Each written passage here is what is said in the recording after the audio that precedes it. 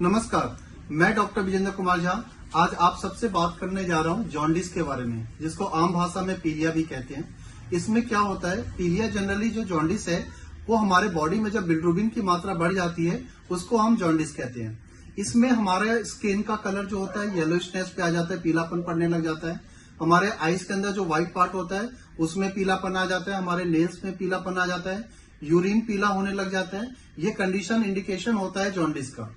Jaundice होता क्यों है?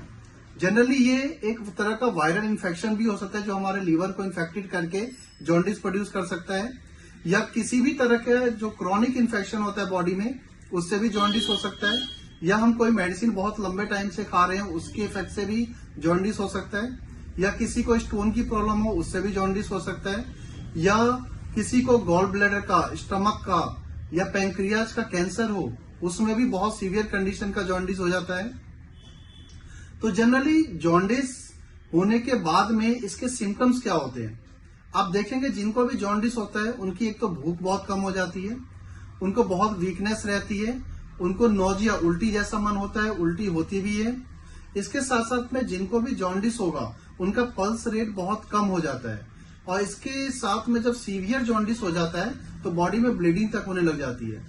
तो जॉन्डिस का हम पता कैसे करते हैं? इसके लिए सिंपल एक ब्लड टेस्ट होता है, लीवर फंक्शन टेस्ट LFT।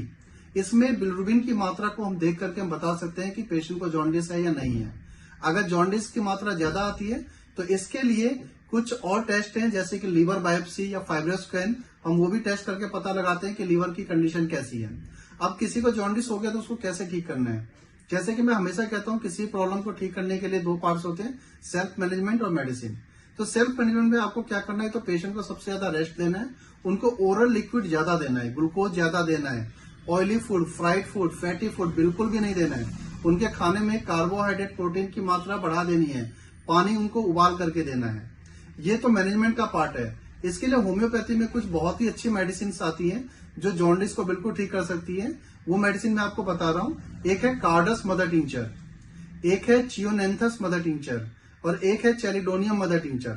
आप इन तीनों ही मदर टिंचर का 15-15 ड्रॉप दिन में 3 बार रेगुलर लेते रहिए। आप देखेंगे कुछ ही समय में आपका जो जॉन्डिस है वो बिल्कुल ठीक हो जाएगा।